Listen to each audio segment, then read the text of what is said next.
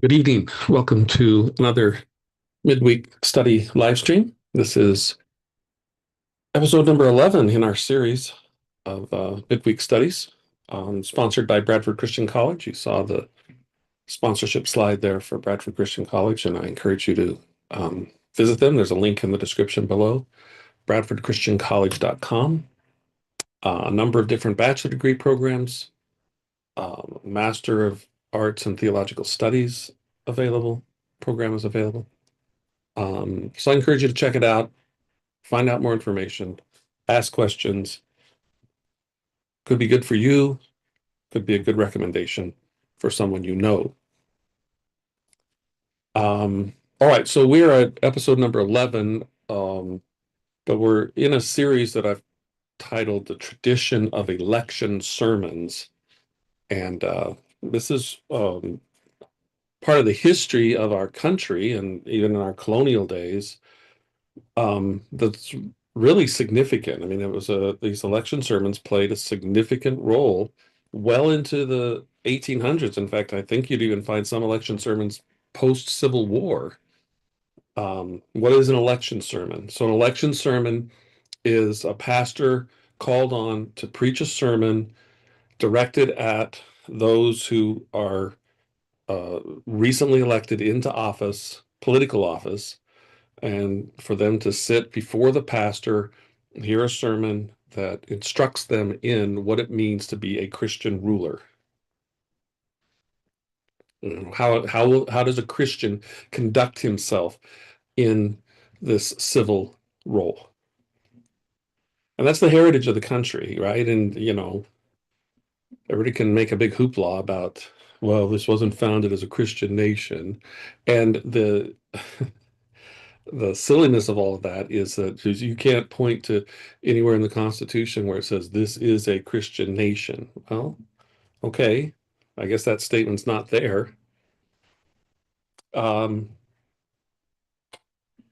and yet, those are the same people that, by observation of others, how they conduct themselves, how they live their lives, without ever hearing a profession from the mouth of a person, they will identify somebody as a Christian. Why?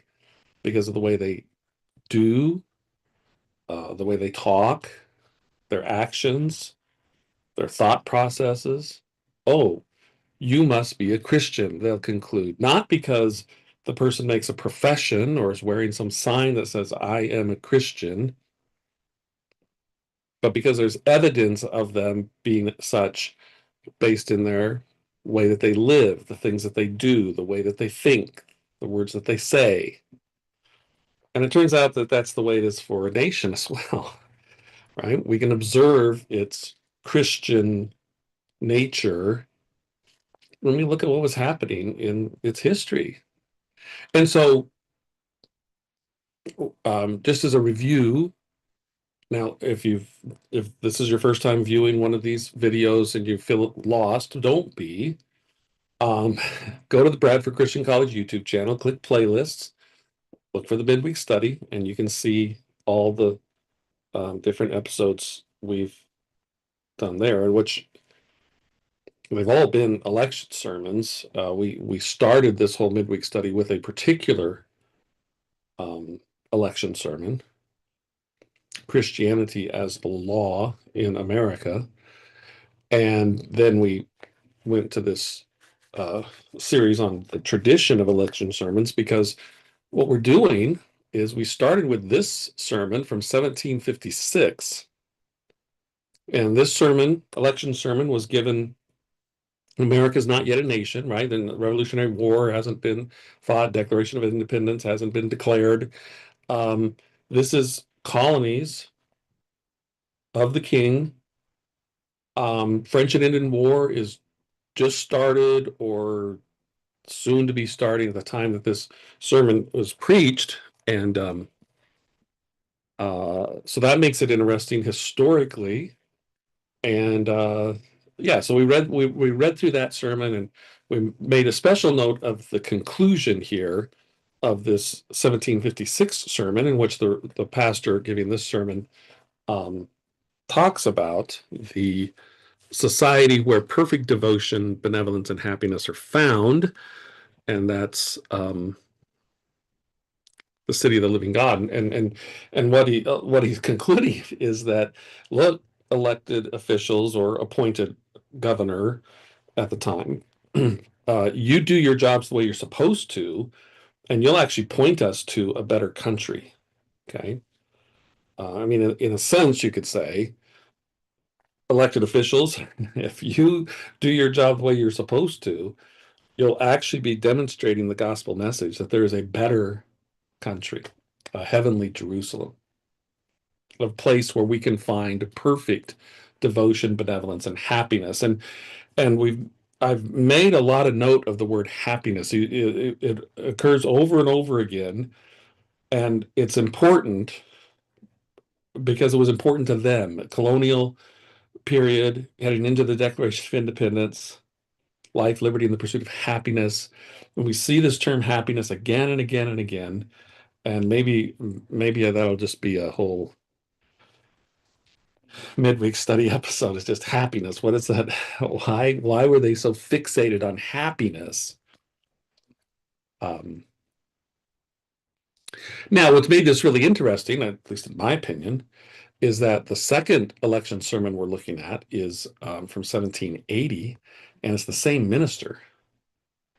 But now he's preaching this sermon because the now free and independent state or Commonwealth of Massachusetts has finally settled its own constitution, and that constitution is going to take effect. And so he's preaching a sermon to those who have been elected to be the first officials of the new Commonwealth of Massachusetts. But the war for independence is still going on, and he doesn't hesitate to speak about things not just in terms of what does this mean for the Commonwealth, but what does this mean for the whole country now? America, the states united. Okay. And last time, um, we came to this part of the sermon where he was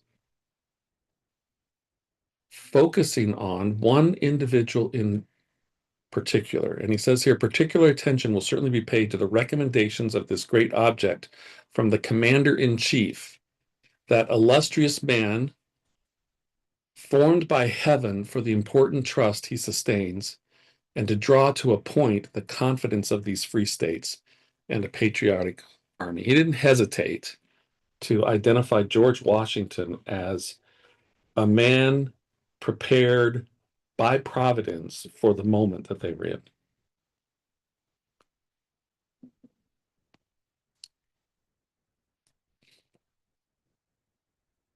He then goes on to say, part of the gladness of this day rises from the general expectation that our new government will give new vigor to the measures necessary to this momentous purpose, that these measures will be instantly pursued, and without that delay we have too much experienced in times past, and which at this season must prove greatly distressing, if not fatal, to our country.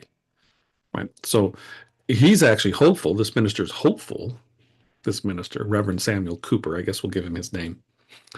This Reverend is hopeful that now that the Commonwealth of Massachusetts has settled the issue of its own government, that its own government can be helpful in putting an end to so much of the delay that had taken hold regarding how to carry out the defensive war, the war for independence, and such. Okay, let's continue from there. Can we hesitate a moment at the burden and expense? It is impossible. Why have the citizens of America been framing such wise and excellent constitutions? Okay, now here he's referencing the different free and independent states. Remember, once the Declaration of Independence is made, you have 13 countries, 13 free and independent states. Now, They've joined themselves together in a union. They are united. They are states united under a Continental Congress at the time.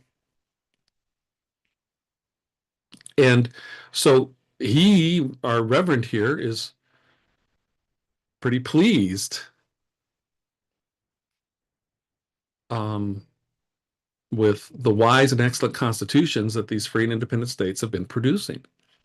And so he asks the question, why have the citizens of America been framing such wise and excellent constitutions if they meant not to maintain, but leave them to become the sport of their enemies?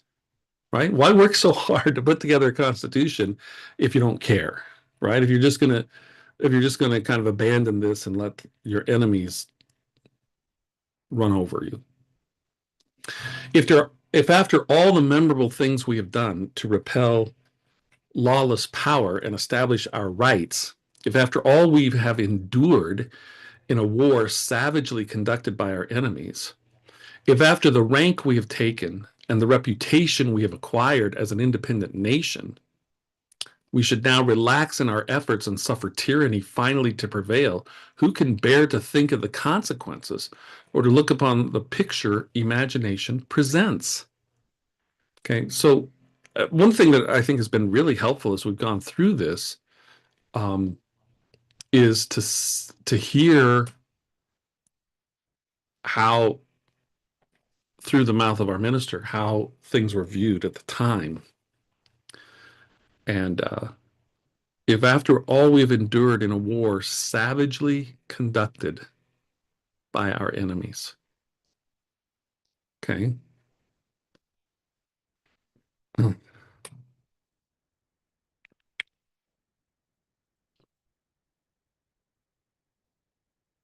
a war savagely conducted by Great Britain.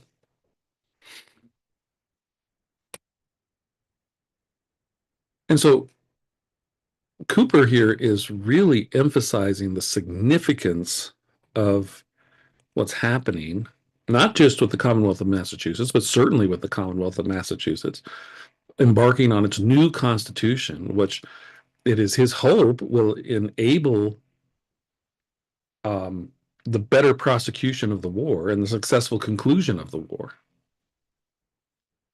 And he said, this is no time to relax in our efforts. Let's not do that. Let's not suffer tyranny finally to prevail. Okay, so how did they think of Great Britain? In such a reverse, we may write upon this fair region the inscription given to an ancient dudgeon: you who enter here leave behind you every hope.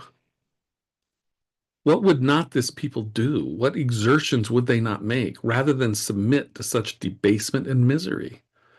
It is with you, our civil fathers, to direct such a spirit and such exertions in a manner the most effectual to the salvation of our country.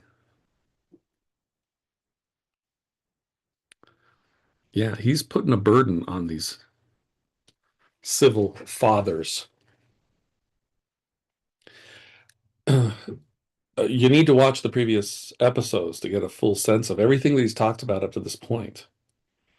But he's really narrowing the focus of these elected officials under this new Commonwealth Constitution as to a primary purpose, not their only purpose, but a primary purpose here, right? Um, he's telling them, Providence has set before you this important moment. We're talking about the salvation of our country. Now, notice that um, it makes for an interesting research to when did they start calling themselves a country? Was it something that only happened after the Declaration of Independence? Did they have a sense of being a country prior to that? Or did they think it meant to be a country, right? I mean, even today, there's oftentimes debates about what is a country and such. Well, what did what did these people think? Why does he say here in a manner the most effectual to the salvation of our country? What does he mean by that?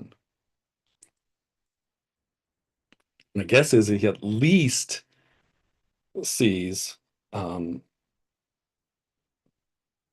that the country is all of those peoples through their states who are represented in the Continental Congress.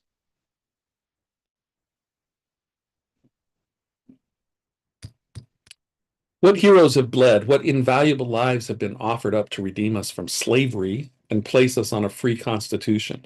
Right now, um, that's it's a entire study of its own, and I know that um, there could be many who would hear this and think, well, what is he doing using the word slavery? Because weren't they all slave owners? Well, no, they all weren't slave owners. um, but yes, there was that institution of slavery we know, but um, there was this, at least in a political sense, this recognition that what was happening for them was an oppression from a tyrannical government, Great Britain, that was akin to slavery. Their names will never die, their honors will never wither. Among these, we see a Warren and a Montgomery. Liberty wept over their tombs, and there would have remained inconsolent had she not beheld a succession of patriots and warriors rising in the same spirit. Right. And so he is expressing thankfulness that um,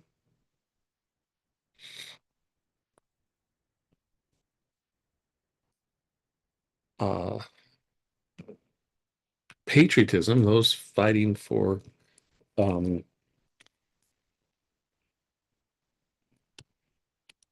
liberty, didn't die with Warren and Montgomery.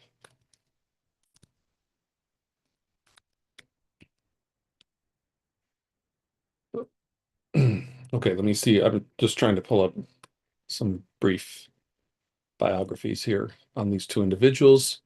So Warren is Dr. Joseph Warren, a prominent Boston physician, founding father, and key leader in the early American Patriot movement.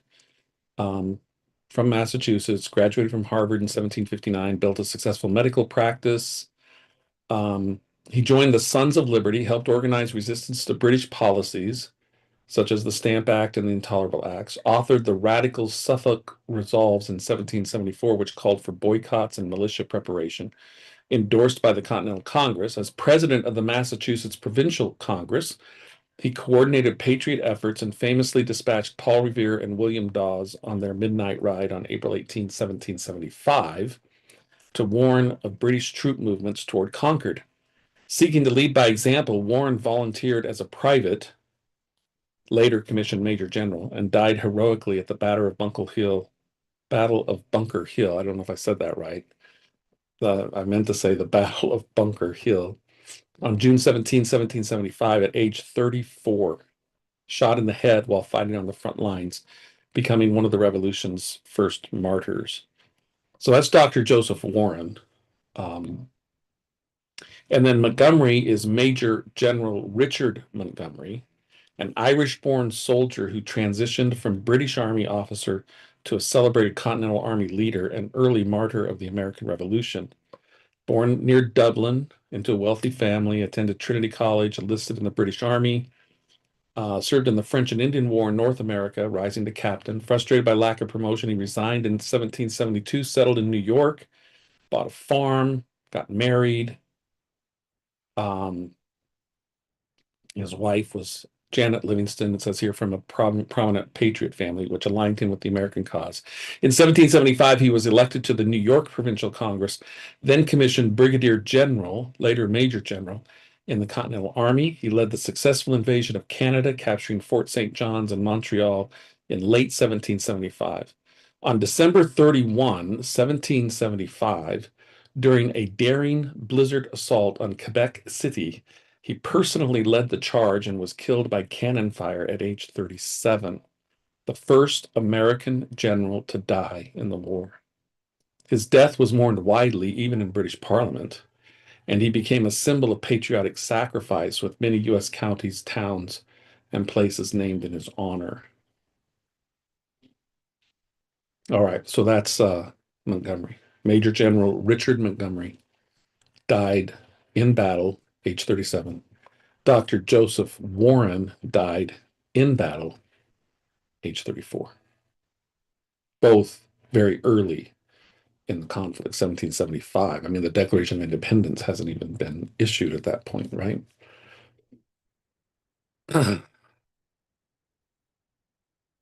Rights retrieved with such blood as has flowed from the veins of America in our great cause must certainly be held by us at an inestimable price and improved to the greatest advantage. Nor can anything show their value in a clearer light than a good administration of our free governments. Okay, so having placed this heavy, you could say, burden on these elected officials that, uh, you know, the salvation of our country is kind of at risk here, then he brings up these two heroes and says, look, you want to do honor to them? You want to hold at an inestimable price the blood that they shed? You want to improve their sacrifice to the greatest advantage? Then let's see a good administration of our free government. Our present rulers, as principal founders of the Constitution, cannot but regard it with parental tenderness. They cannot but love their own offspring, especially when it has features and charms to attract the love and admiration of the world. And hoping that their names and their glory may long live in such an offspring, they have an irresistible motive to guard against everything that may weaken or deform it, everything that may render its existence short, precarious, or dishonorable. Okay, so here Cooper acknowledges that yeah, you guys are the founders of this, right? Presumably, to one extent or another, each of them was involved in if not helping to produce the Constitution, certain of the Commonwealth, certainly voting to ratify it and put it into place. And so, in that sense, they have a parental position in relations. It's like this is what we birthed here, right? And so that makes them perhaps more likely to want to follow it carefully and see that it's successful. Okay. The same kind of motive must excite the body of the people to the same care. It is with you also, my fellow citizens, by whose appointment this Constitution was framed, and who have solemnly acknowledged it to be your own. It is with you to give life and vigor to all its limbs, freshness and beauty to its whole complexion, to guard it from dangers, to preserve it from the corruption that is in the world, and to produce it upon the great theater of nations with advantage and glory. We have now a government free indeed, but after all, it remains with the people under God to make it an honorable and happy one. Okay. And I'll just say there's that word again. But look, it's not. Reverend Cooper is rightly turning to the citizens and saying, it's in your hands. If you want your free government here to be honorable and happy, it remains with you. Okay, well, how does it remain? This must ultimately depend upon the prudence of their elections and the virtue of their conduct. Okay, not too complicated. Two things, citizens: be prudent in your elections and have virtuous conduct, right? Now, we've talked about this virtue term before, right? Virtue, morality, religion, Christianity, right? Um, what do we know about prudence? Well, if you're old enough to remember the first President Bush, he was fond of using that word, at least using the word. We won't get into anything. But prudence defined as wisdom applied to practice. I'm reading from my Webster's 1828. Prudence implies caution in deliberating and consulting on the most suitable means to accomplish valuable purposes and the exercise of sagacity or wisdom in discerning and selecting them. Prudence differs from wisdom in this, that prudence implies more caution and reserve than wisdom, or is exercised more in foreseeing and avoiding evil than in devising and executing that which is good. That's pretty interesting to think about. So perhaps simplifying too much, but um, so whereas wisdom might be that faculty we exercise to come up with and execute a plan towards the good, prudence is that faculty that we exercise in order to avoid the pitfalls and avoid the evil. And so really, Cooper here is saying, when it comes time for election, evaluating those that you are available to vote for, be prudent. Examine them carefully, and which candidate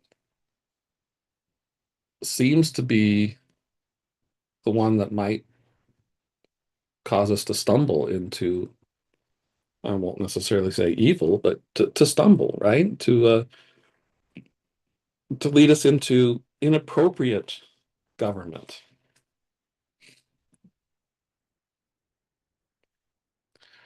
He continues, a government framed by ourselves for our own benefit and according to the fairest models of our own minds and administered by men of our own choice ought to be more deeply respected and more religiously supported by us than any kind of imposed authority. Okay, so he's talking about this government that's framed by ourselves for our benefit, administered by men of our own choice. What should be our attitude towards that? Well, because we're choosing from among ourselves, we should more deeply respect it and more religiously support it. Now, I'm assuming here that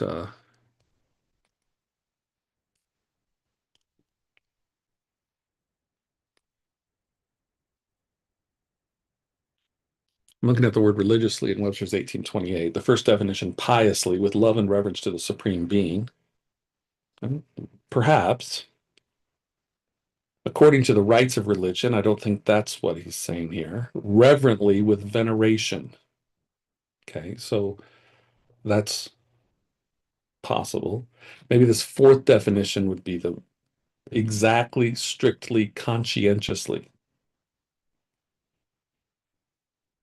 Now, I think this is perhaps what he's saying here is something that I've said to students before, that as Christians, we want to support our government. We want to obey its laws, right? When we hear that our government officials have passed a new law, we want to obey it, right? That's what Christians do. And we work hard to understand the law and um, find a way to be obedient to it without doing any violation to our Christian faith. And it would sadden us as Christian citizens if we just can't find a way without doing damage to our Christian faith to walk in obedience to a law. Okay. Having defined and adjusted its powers by our own decisions, and made those who are vested with such as are improper to be long continued in the same hands amenable at short intervals to the judgment of the people, we never can allow it too much weight and energy. All right. So what he's saying here is that um, uh, at short intervals, right? amenable or changeable to the judgment of the people. Frequent elections, at least, right? Um, so that an individual who's been elected to office and demonstrates himself um, unable, unwilling to properly conduct himself in that office, he can be removed shortly. He can be not reelected. Now, to me, it's a pretty sad commentary um, in our country that I think elections from the local all the way to the national, um, it's in the high 90% of incumbents who get reelected. And yet, between elections, there's all kinds of clamoring about how horrible government is. And yet, we overwhelmingly reelect the same people. I mean, I think probably we're demonstrating ourselves as a public, as citizens, to just be insane because we keep doing the same thing over and over again and expecting different results.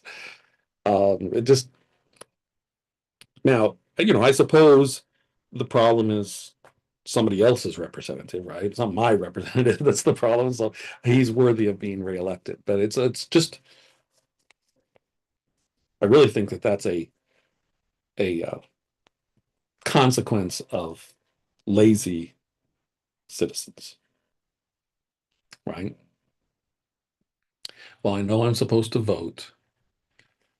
I didn't really check out who to vote for. I'll just, everything is, I mean, I admit it's not great, but it's okay. So I'll just vote for the same guy, or I'll vote for the name that I remember, and the name that I remember is the incumbent.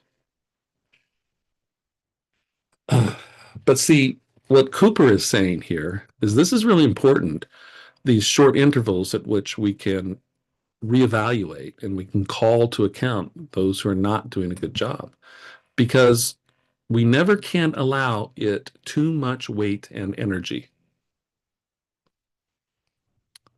I don't know what happened there. All right.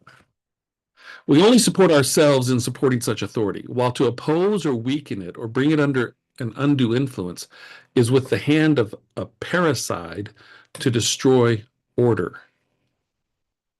Okay, I'm going to have to look up this word. You probably all know what it means. Parricide. A person who murders his father or mother. One who murders an ancestor.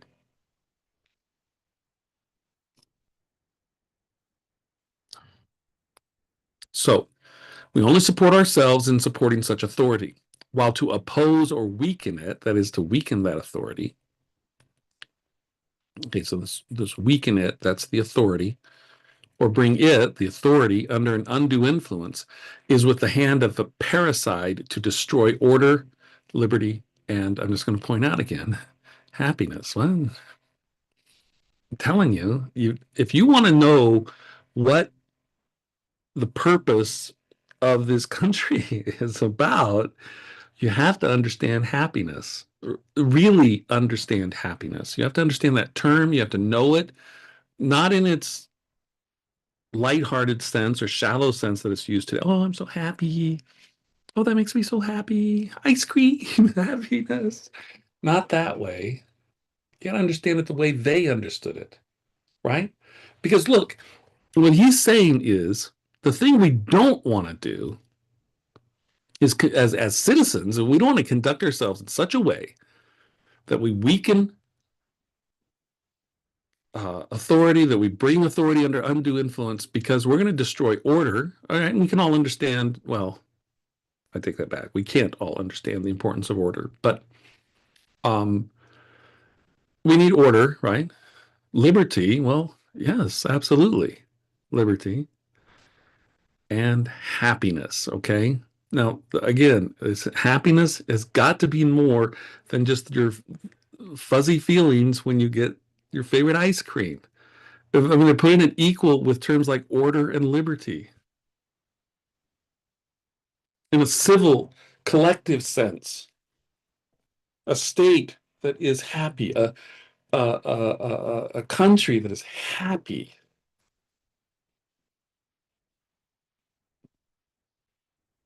Upon this general principle, and to establish a dignity and independence where they must forever operate to the benefit of the community, the citizens of this state have by their present constitution most freely and wisely secured to their chief magistrate and the justice of the Supreme Judicial Court permanent and honorable salaries, an article which we cannot doubt will be sacredly observed in the true spirit of the Constitution.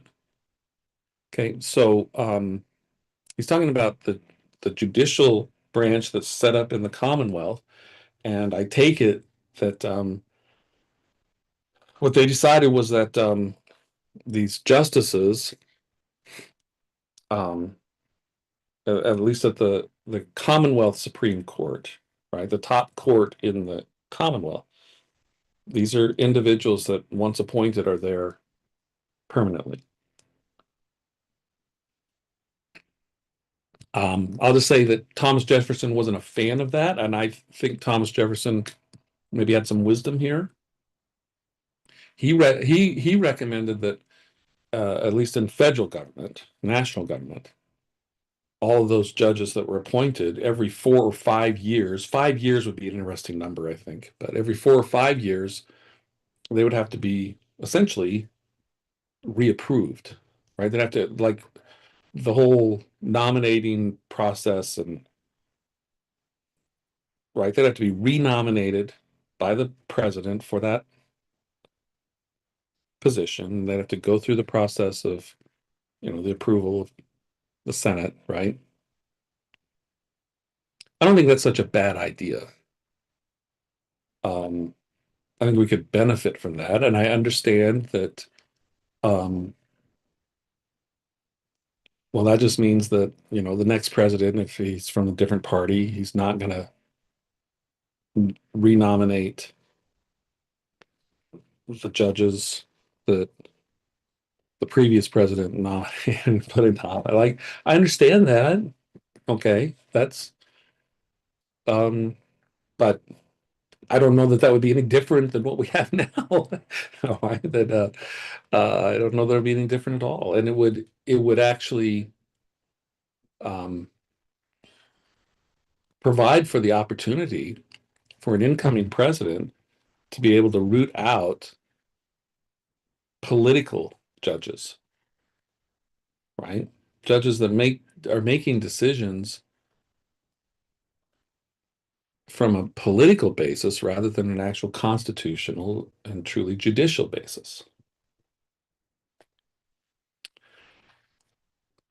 All right, continuing on. In a word, if the rulers and the people act throughout in this spirit, if they mutually watch over and sustain each other, and those virtues are cultivated among us which support and are supported by a free republic, our new government will then open with the most happy omens, and the commencement of it will be the era of our rising felicity and glory. Okay.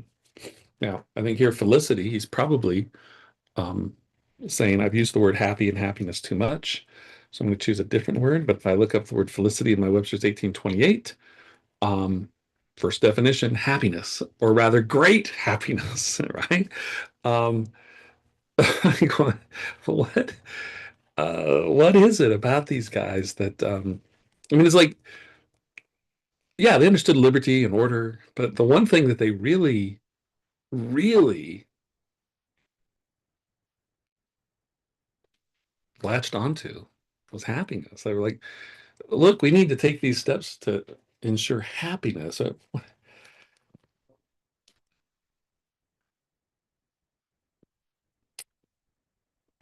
Now, he says here, those virtues are cultivated among us, which support and are supported by a free republic. Okay, so I'm going to try to find something here in Webster's 1828. Let's see. Introduction. Um,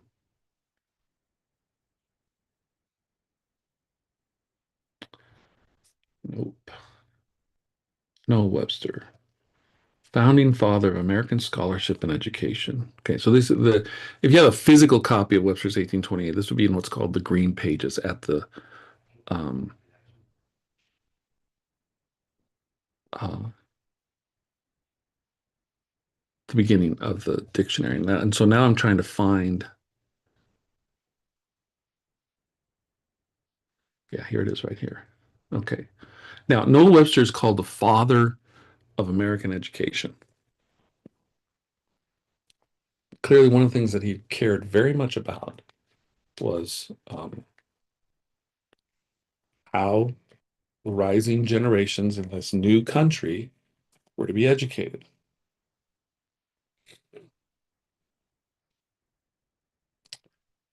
So this is well, I should say, if you get the Webster's 1828 from the Foundation for American Christian Education, there's green pages at the front, and there's this biography about Noah Webster. Here's something that Noah Webster said. This is quoting Noah Webster. Noah Webster speaking. In my view, the Christian religion is the most important and one of the first things in which all children under a free government ought to be instructed. What do we just read here? Um, if the rulers of the people act throughout in this spirit, if they mutually watch over and sustain each other, and those virtues are cultivated among us which support and are supported by a free republic. And Webster said, in my view, the Christian religion is the most important and one of the first things in which all children under a free government ought to be instructed.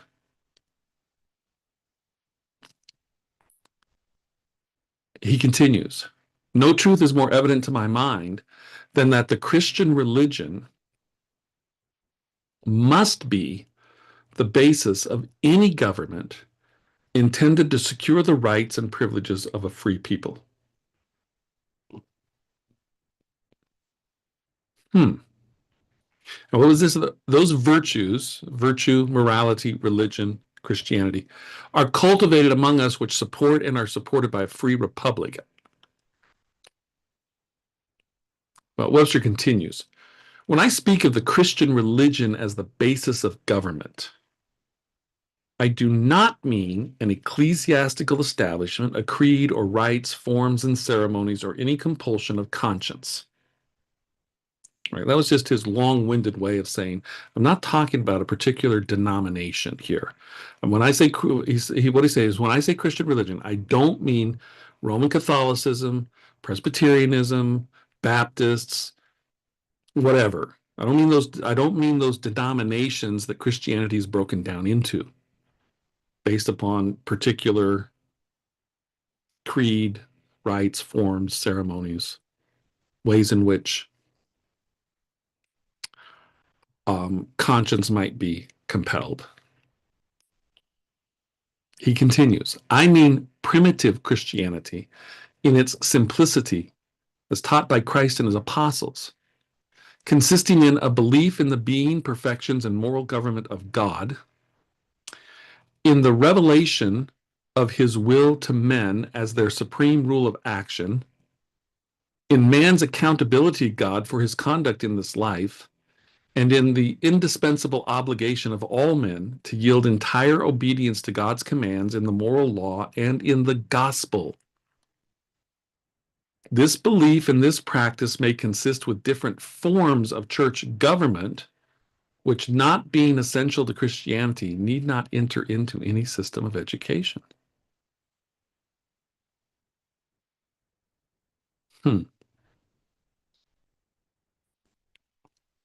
Well, that's pretty interesting.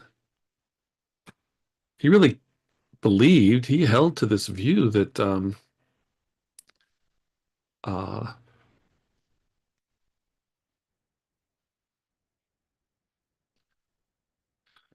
Christianity itself was that critical to um,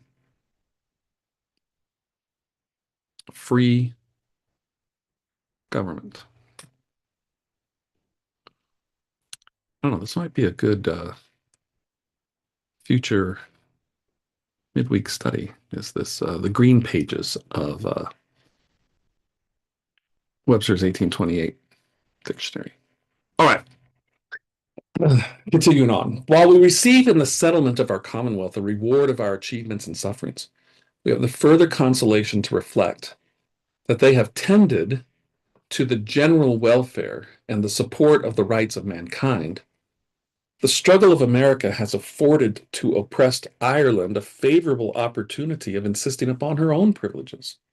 Wait a minute. See, isn't this interesting? The history that we learn here? So the struggle of America, well, what's the struggle of America? Well, the struggle of America is to come out from under the oppression and tyranny of Great Britain. And Reverend Cooper is telling us that, look, what we're struggling with, we've actually provided for oppressed Ireland a favorable opportunity of insisting upon her own privileges. Nor do any of the powers in Europe oppose our cause or seem to wish it may be unsuccessful. Britain has maintained her naval superiority with such marks of haughtiness and oppression as have justly given umbrage to the nations around her. So notice here, he's saying that Britain, demonstrating itself to be haughty and oppressive, has actually gained the disfavor of the nations around her. They cannot therefore but wish to see her power confined within reasonable bounds, and such as may be consistent with the safety of their own commercial rights. This, they know, would at least be exceeding difficult should the rapidly increasing force of these states be reunited with Britain. Okay, another insight into what's happening. This, referring to the safety of their own commercial rights. Let me do this. The safety of their own commercial rights would at least be exceeding difficult should the rapidly increasing force stop it force of these states be reunited with Britain, wielded by her as it has been in time past against every nation upon whom she is pleased to make war. Okay, so this is a pretty interesting insight, right? Cooper is saying that we states now in the past have been just tools used by Great Britain to come against every nation, whatever nation she is pleased to make war with.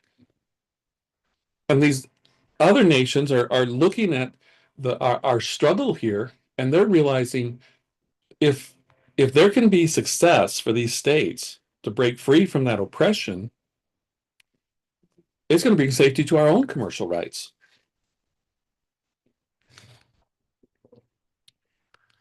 So favorable through divine superintendence. I wonder what that means. Divine superintendence, right?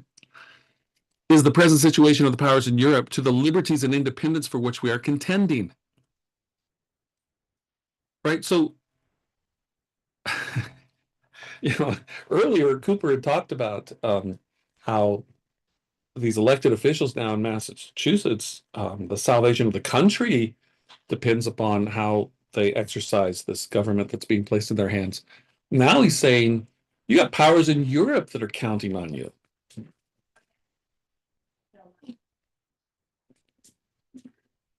But as individuals must part with some natural liberties for the sake of the security and advantages of society, the same kind of commutation must take place in the great republic of nations.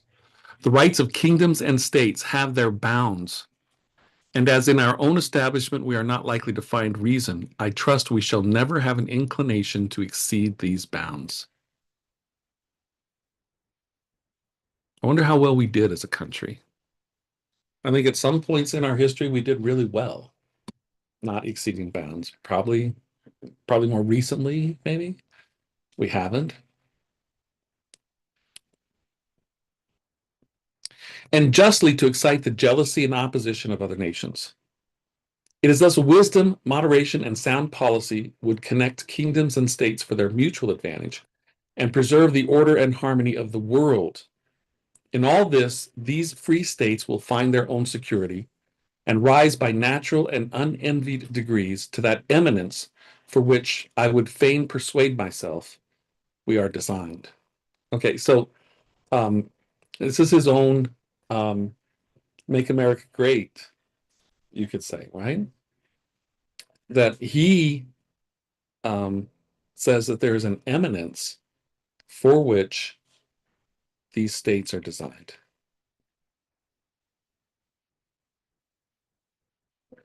And at this point, he's going to get into, well, what is that eminence, right? What will it look like when America is great?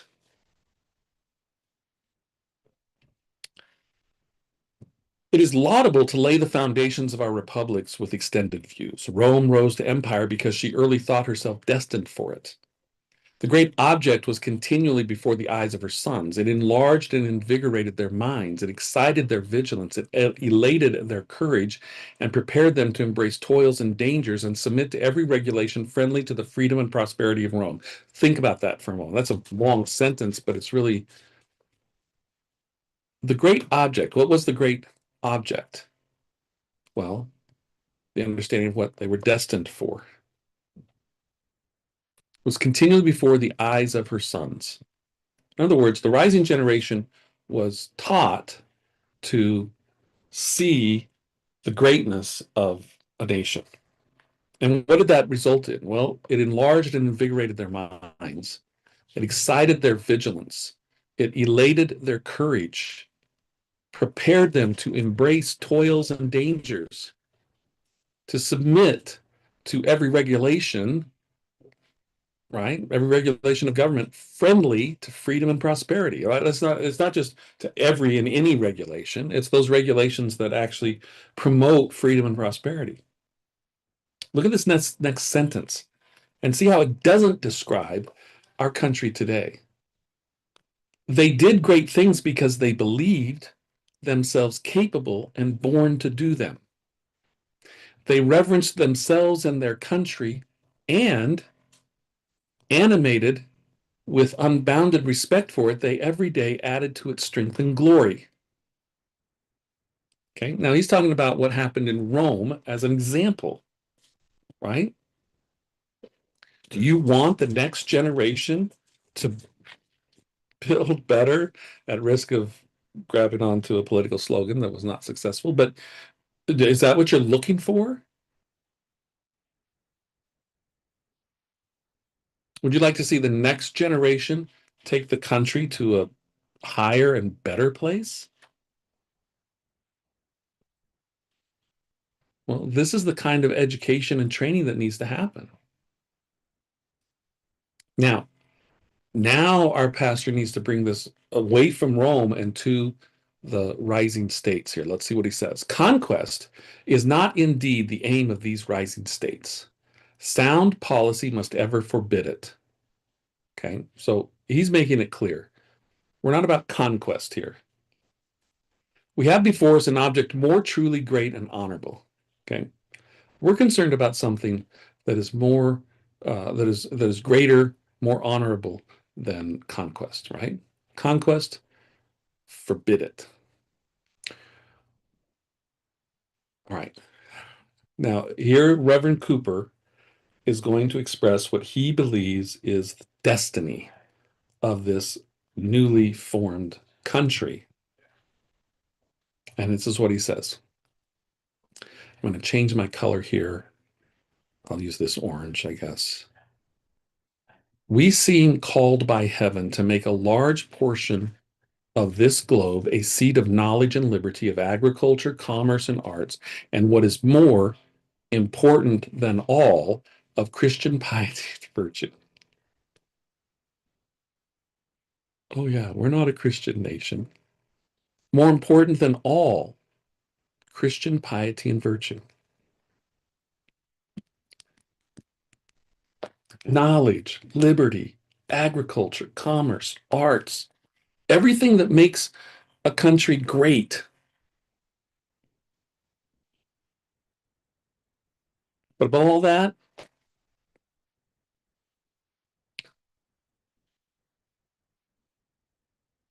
I am weak and weary of all of these people, not just people that say, oh, this was never a Christian nation, but um, those who would maybe even professing Christians who would take an attitude of, well, yeah, but Christianity shouldn't get involved in the public arena, the public square, politics, and what are you talking about? That's not what they thought. That's not the idea that was in their mind when this country was founded. Overarching every aspect of our culture,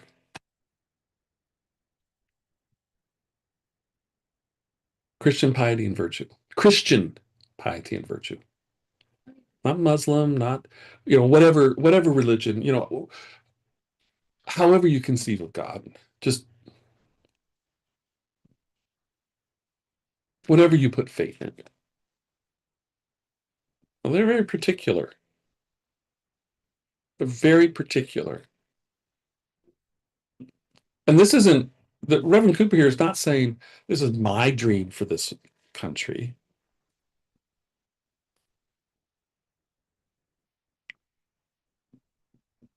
I mean, what he's saying is there's a divine calling upon the founding of this country. But this is what we're supposed to be. You really want to make America great again? Do you really want to see America having true greatness?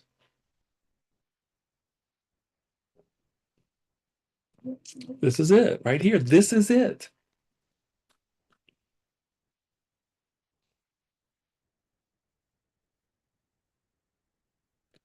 Ooh, our greatness is in our diversity.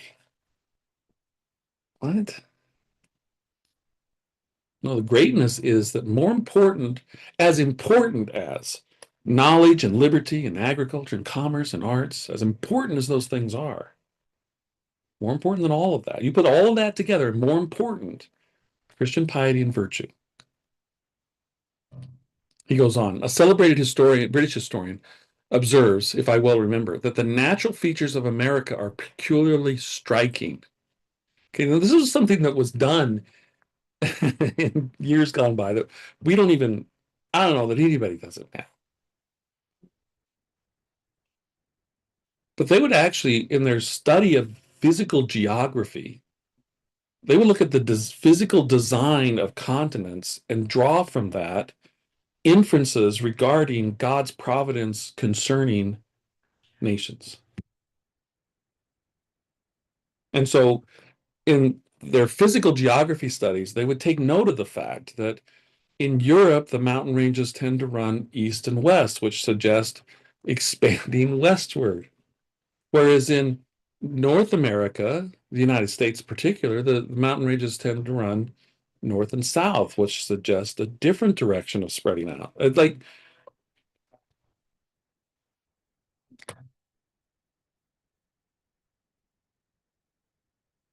Cooper here says, may our conduct correspond to the face of our country. At present, an immense part of it lies as nature has left it, and human labor and art have done but little, and brightened only some small specks of a continent that can afford ample means of subsistence to many, many millions of the human race. I don't know how big he thought many, many millions would be. Um,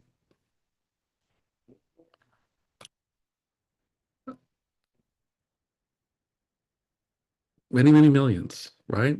But it seems to me that he's really leaning into be fruitful and multiply, right?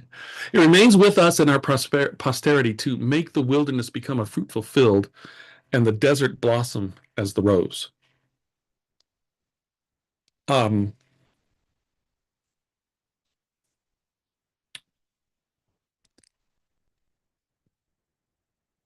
you know, um,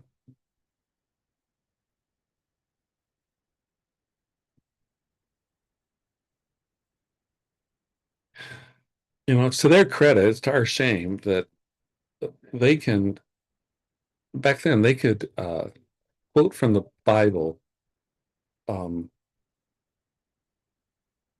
and not have to give references, right? Like,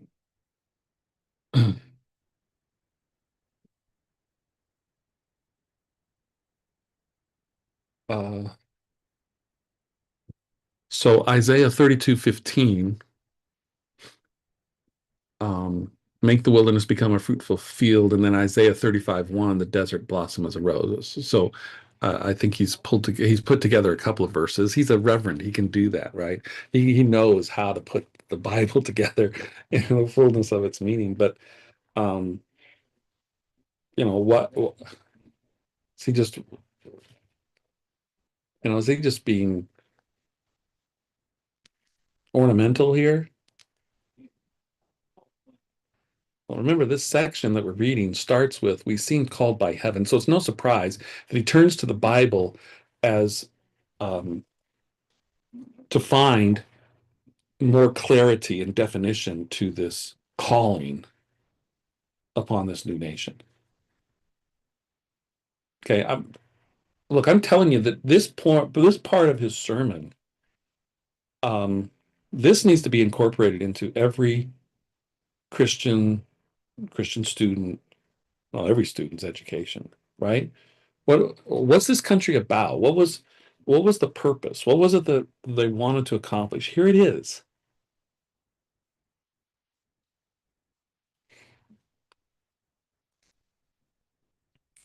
All right, so it remains with us and our posterity. Let's see, what are we supposed to do? What are we supposed to be doing today? Right? We're posterity, right? We're to be making the wilderness become a fruitful field. I'm By and large, we've done that. I mean, obviously, we're into, well, who knows what the food industry has become, right? But by and large, the desert blossom as the rose. Okay, well, I don't know that Las Vegas necessarily is a rose, but it certainly rose up out of the desert, right? But the point is, we have um, spread out across this continent, and we have. I mean, I just think about where I live.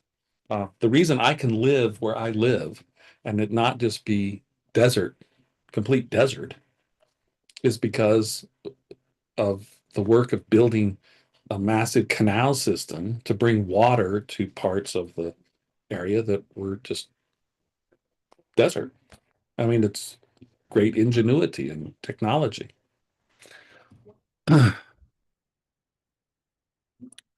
So it remains with us and our posterity. All right. So make wilderness become a fruitful field. I think we've done that. Obviously, we can do better. It's, probably we have less actual land being farmed in this country than before. We got lots of food, though, and I know that food comes from other parts of the world to us, but um, we've learned techniques to be really productive with the farmland that we have. And I understand. Who knows what they're growing in labs and feeding to us? I understand, but um, the desert blossom is the rose. We've made parts of this country that initially would look at and say, well, this is just unlivable, and we've made it livable, right? But what else? To establish the honor and happiness of this new world. Well, happiness again? Dude, don't miss it. I'm telling you, don't miss it. To establish the honor and happiness of this new world. I would say that this is the Monroe Doctrine before Monroe ever came along, right? This is, I shouldn't say before he came along. I'm not sure when Monroe lived. Maybe Monroe was alive at this time. I don't know. But uh, the new world would be what we know as North America, South America, right? As far as it may be justly our own, and to invite the injured and oppressed, the worthy and the good to these shores. Wow, that's fascinating, right? Okay, I don't like it that it does that. Anyway, um, wow, 1780, free and independent states have truly existed for not even 4 full years at this point. And he's already thinking to this point of this is what we're called to do.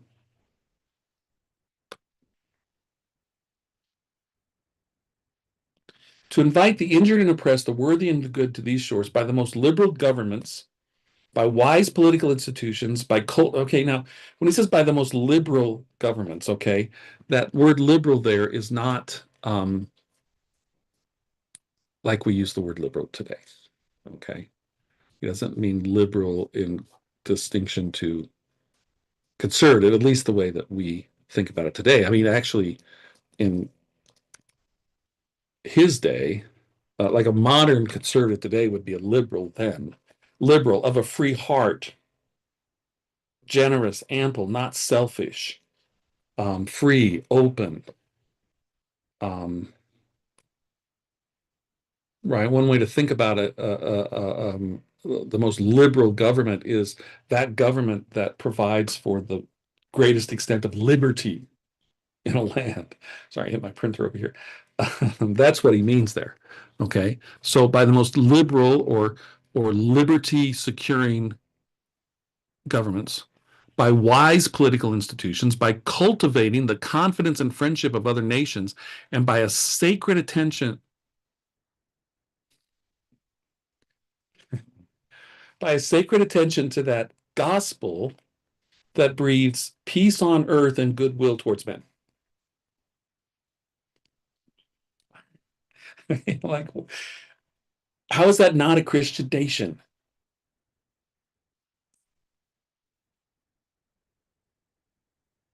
And how can you be opposed to that? What part of peace on earth and goodwill towards men do you oppose?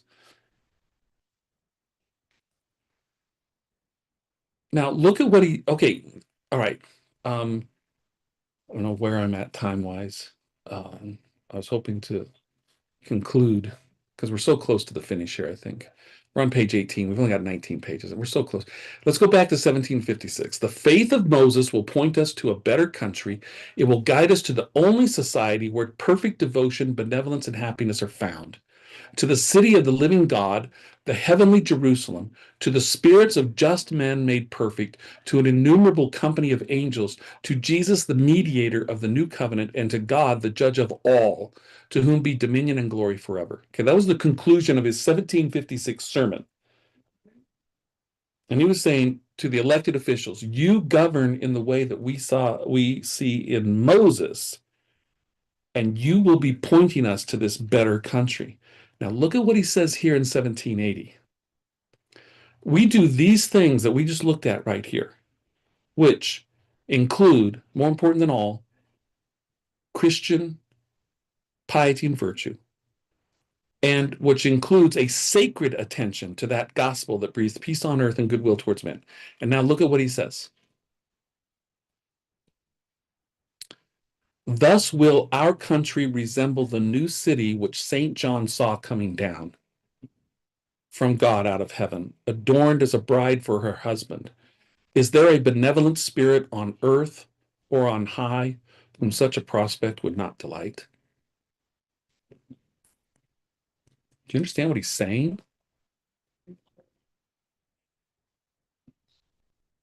In this time frame from 1756 to 1780, he has modified his view that good government will not just point us to a better country, right? This heavenly Jerusalem.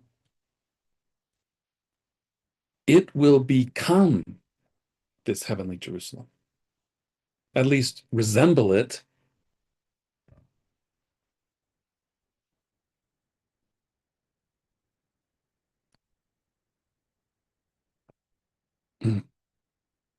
And remember, this is what he says we're called by heaven to do.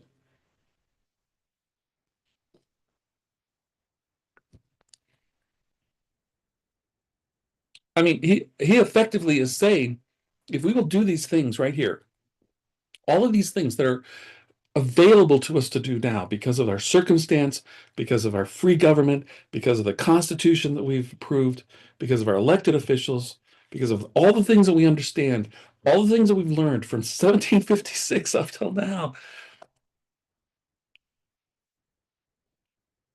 I mean, he's not literally saying, but he is almost literally saying we can bring heaven to earth.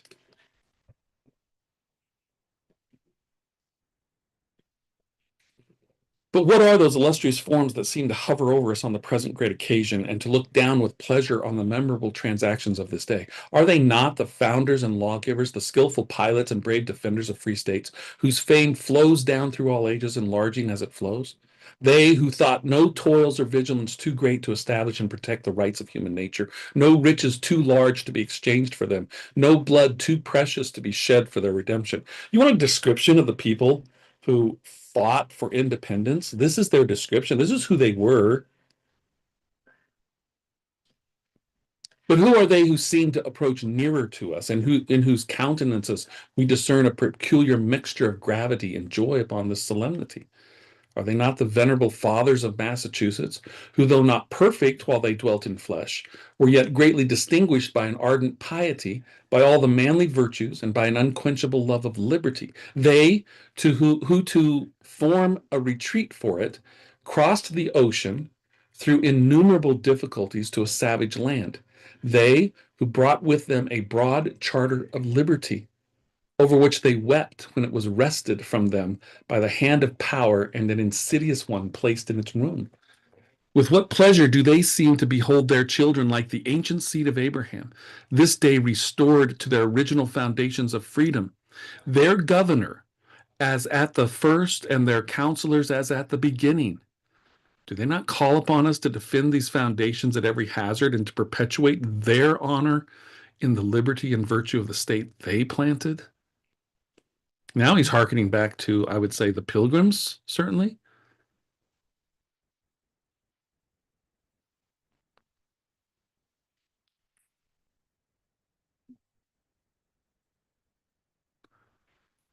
O thou supreme governor of the world, whose arm has done great things for us, establish the foundations of this commonwealth, and evermore defend it with the saving strength of your right hand. Grant that here the divine constitutions of Jesus, your Son, may ever be honored and maintained. Grant that it may be the residence of all private and patriotic virtues, of all that enlightens and supports, all that sweetens and adorns human society, till the states and kingdoms of this world shall be swallowed up in your own kingdom. In that which alone is immortal, may we obtain a perfect citizenship and enjoy in its completion the glorious liberty of the sons of God. And let all the people say, Amen. So look at how he concludes this sermon with this prayer.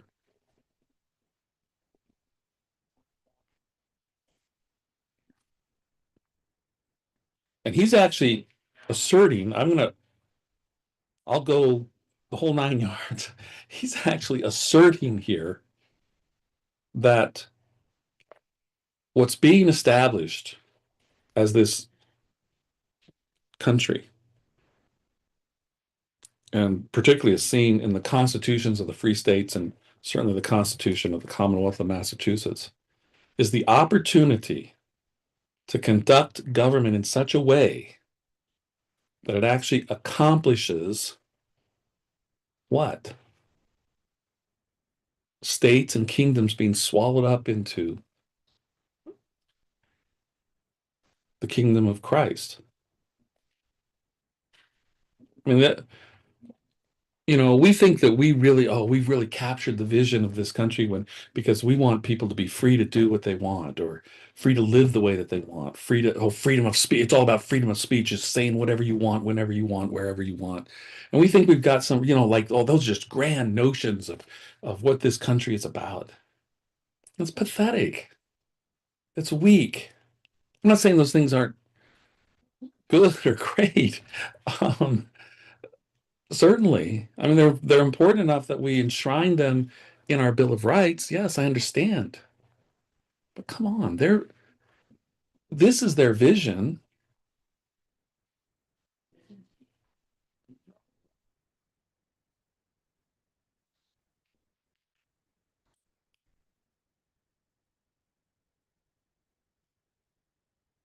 That the divine constitutions of Jesus, your Son, may ever be honored and maintained until the states and kingdoms of this world shall be swallowed up in your own kingdom. What did he say before? Thus will our country resemble the new city which St. John saw coming down from God out of heaven, adorned as a bride for her husband. Is there a benevolent spirit on earth or on high whom such a prospect would not delight? Man, you hear all the palaver and clamor about um, Christian nationalism. I'm telling you, all these people that talked about Christian nationalism, they didn't come close to what was in the minds of those who were establishing this country in the midst of their struggle against the oppression of Great Britain. They didn't come close. I haven't heard any of the, I have to admit, I haven't really delved into it deeply, but I haven't heard any of the Christian nationalists actually say this. You want to know what Christian nationalism is? It's what our founding fathers understood. We get this whole business right about government, the character of elected officials, the character of citizens, the training of the next generation. We get all of that right as he describes here in this paragraph. We get all of that right. We're going to resemble the new city that St. John saw coming down from God out of heaven. Right? I would say it this way, we're going to bring heaven to earth by doing that. That's the vision. It's not, well, as long as Christianity has a seat at the table. No, Christianity is the table. I mean, that's the vision. Well, as long as we make space for everybody in their own views, and no, it's Christian. It's Christian.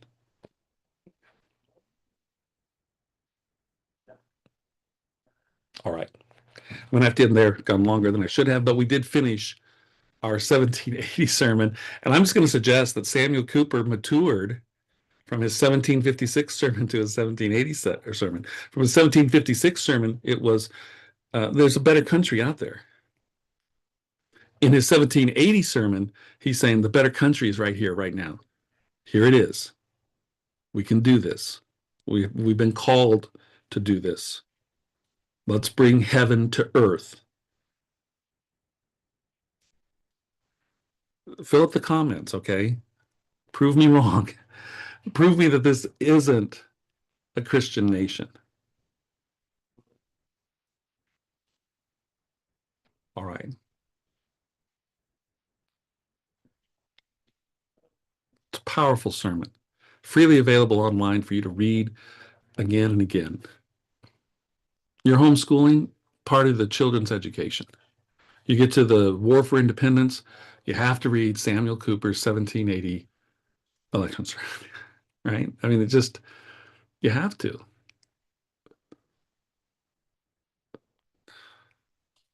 What's this country all about? All right. Thanks for listening. To the subscribe, the like, all of that sort of thing. Share it. More importantly, share the 1780 election sermon by Reverend Samuel Cooper. Share it. Right? Have a dinner party and then make everybody sit there and listen to it.